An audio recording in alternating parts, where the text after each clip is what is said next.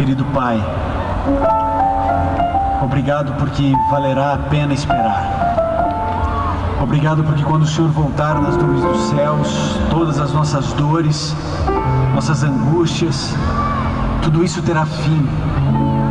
Nós estaremos livres, libertos, verdadeiramente em paz, seguros. Voltaremos à plenitude da segurança, da alegria e da felicidade.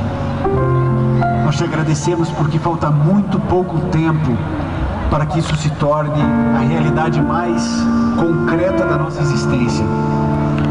Nós te agradecemos pelo sacrifício de Jesus no Calvário, que mesmo depois de 2000 anos, continua sendo eficaz na nossa vida, na restauração de lares, na recuperação de pessoas dependentes de químicas. E nós imploramos, ó Deus, que pela Tua graça e pela Tua misericórdia, o Teu Santo Espírito trabalhe no nosso coração e na nossa mente nessa noite. O Senhor sabe exatamente o momento que estamos passando da vida. Alguns dos que estão aqui estão felizes, contentes, irradiantes, com tantas perspectivas pela frente. Mas talvez existam pessoas tristes, chateadas, depressivas, pessoas que sofrem com a bipolaridade. Talvez exista alguém aqui com síndrome do pânico. Há tantas doenças, tantas mazelas físicas, psicológicas.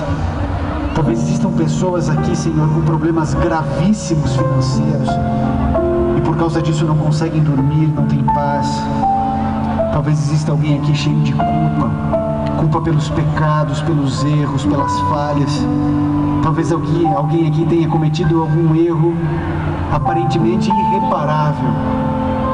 Por favor, Senhor, que nessa noite todos tenhamos a certeza de que o Teu amor nos alcançará, que a Tua graça misericordiosa inundará a nossa vida, que sairemos daqui mais leves e cheios de esperança, em nome de Jesus. Se você tem a sua Bíblia, você pode abri-la no livro de Marcos, no capítulo 1, no verso 14 e no verso 15. Marcos 14, verso 1, verso 14 e 15, diz o seguinte, são 2 versos apenas para a nossa reflexão, que dizem assim: depois que João foi entregue à prisão, veio Jesus para a Galileia pregando o evangelho do reino de Deus e dizendo: o tempo está cumprido, o reino de Deus está próximo, arrependei-vos e crede no evangelho. Bom, esses 2 versos, eles dizem algumas coisas muito importantes para você e para mim. Você sabe que todas as coisas no Antigo Testamento, eles convergem para a cruz.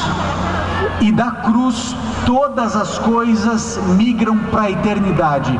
O cerne, o centro do Evangelho, da redenção, é no Calvário, na cruz, Jesus morrendo no meu e no seu lugar. Agora olha que interessante, o assunto que Jesus mais falou quando esteve aqui na terra não foi a respeito da cruz. A cruz é central, mas não foi o assunto que Jesus mais pregou. Você sabe qual foi o assunto que Jesus mais falou quando esteve aqui na terra?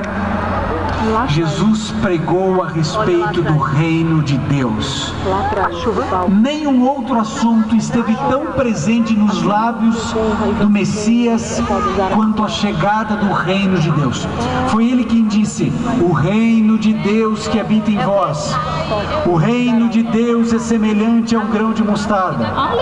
Foi ele que nos ensinou a orar dizendo: venha o teu reino.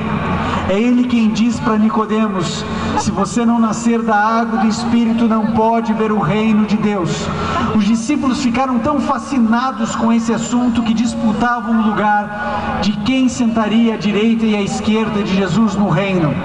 No livro de Atos, no capítulo 1, você descobre facilmente o seguinte: depois que Jesus ressuscitou e passou 40 dias com os discípulos, Esses 40 dias Jesus falou de uma única coisa, a respeito do reino de Deus. Agora, por que razão Jesus fala tanto a respeito do reino? Por que isso é tão importante para Jesus? Por que ele prega tanto a respeito do reino de Deus chegado? Para entendermos isso, eu e você precisamos voltar para o princípio, para a gênese da história da Terra. Aqui, esse lugar chamado, nós chamamos de Terra, esse lugar, segundo a palavra de Deus, era um ponto no universo como qualquer outro. Era um lugar, aliás, sem forma e vazio. Mas em algum momento da eternidade, Deus escolheu fazer desse lugar uma extensão do céu, uma extensão do seu reino, uma sucursal, uma filial do seu reino aqui nesse lugar. E aquilo que era sem forma, vazio e escuro, Deus começa a dar forma, Deus começa a preencher, Deus começa a gênese da história dizendo: haja luz. E a Bíblia diz que houve luz. E Deus fez separação entre luz e trevas. E Ele separa os reinos, animal, vegetal, mineral. Ele faz essa distinção. E Ele então começa a criar os animais para povoarem os céus, os animais para povoarem os rios, os mares e a terra. Deus escolheu pintar o céu de azul. Isso foi uma escolha dele como Deus. Ele escolheu pintar o céu de azul. Ele poderia ter escolhido qualquer cor.